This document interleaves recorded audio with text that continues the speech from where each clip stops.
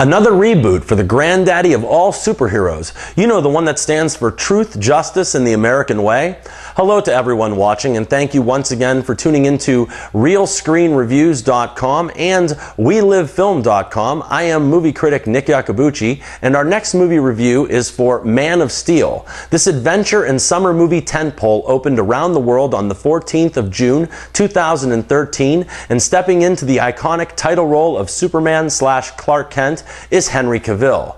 Now, joining Mr. Cavill in this newest Superman adventure are a slew of talented actors, including Kevin Costner, Diane Lane, Michael Shannon, and the wonderful Amy Adams as Lois Lane. This film comes to us from visionary director Zack Snyder, the man that successfully adapted both 300 and The Watchmen into brilliant works of cinema. While I'm sure we're all familiar with the origin story of Superman and how he came to Earth, young Kal-El left the planet Krypton just before it was destroyed and is one of the few survivors of that planet's race of beings. After crashing to Earth, he is found and raised by Jonathan and Martha Kent, and with them comes a solid foundation of family, honesty, and hard work that will shape a boy into what will become a Superman. In the same sense as Spider-Man and/or the Hulk, our hero will also feel the burden of the responsibility that comes with superpowers and the almost accountability that comes with using them correctly. Clark will also have to evolve into the symbol of excellence, and along the way, he will be challenged in every aspect of both lives that he chooses to live.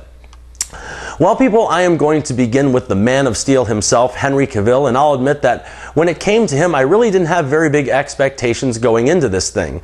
In the last year or so, I have seen both The Immortals and The Cold Light of Day, and to say that Mr. Cavill was less than stellar in those two outings would be an understatement.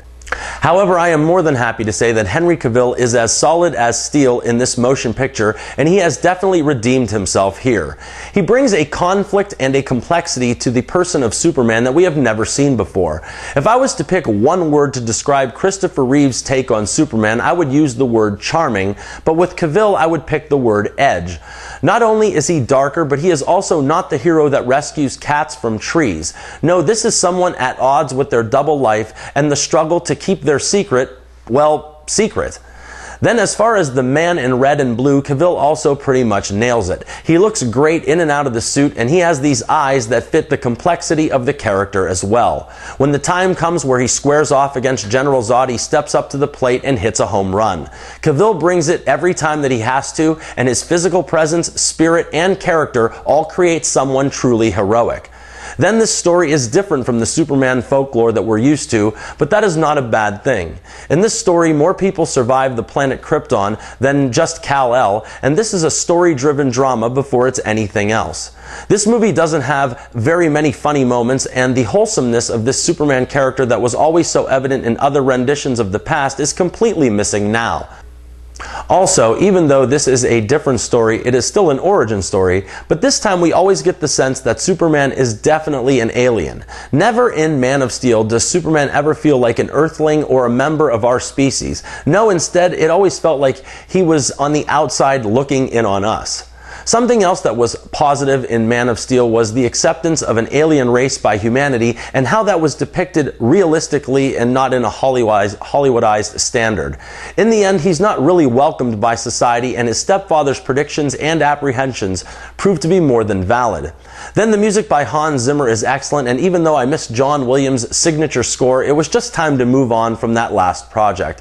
I love how the look and feel of the movie was completely different from anything that we've seen in the past, and I really enjoyed how Krypton was interpreted this time around.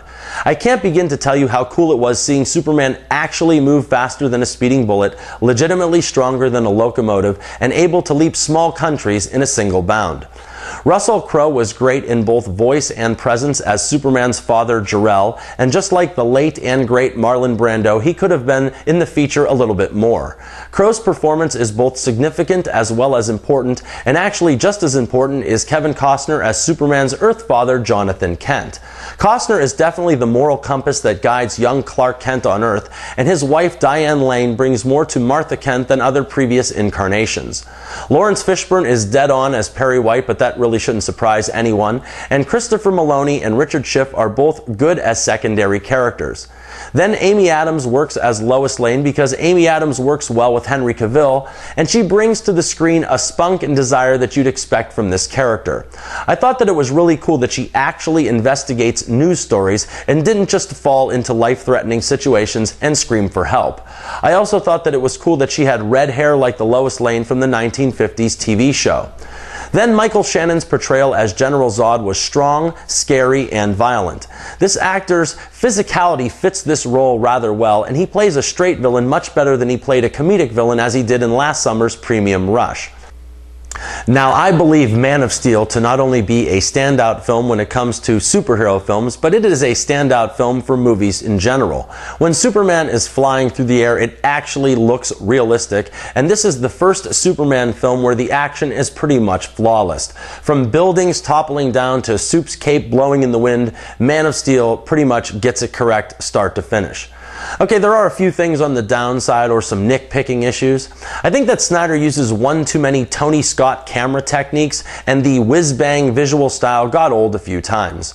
Then sometimes when I was watching the movie, I thought that the action scenes were so overpowering that they drowned out the smaller moments that connect the dots of the entire feature.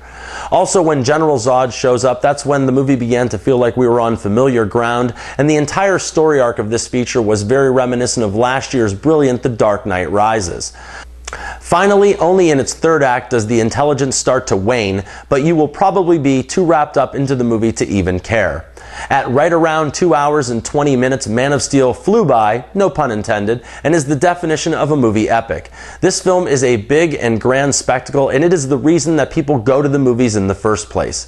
You go to the theater to lose yourself in action, sweeping adventure, dazzling visuals, and this film has all three. There is almost nothing technically wrong in this feature, and I was captivated almost the entire time. Nick's real screen review is a very highly recommended 3.5 stars out of 4, and that's for the return of Superman to the big screen in Man of Steel. Well, I'm afraid that's all the time that I have today, and thank you so much for stopping by. If you have enjoyed this review, please click like below and give me a thumbs up, or subscribe to either or both We Live Film or Real Screen Reviews if you haven't yet already. I'm sure that I'll be back soon enough with more movie and trailer reviews, and until next time, people, this is Nick Iacobucci saying I'm not always right, but only when it comes to the movies, and thank you for your attention.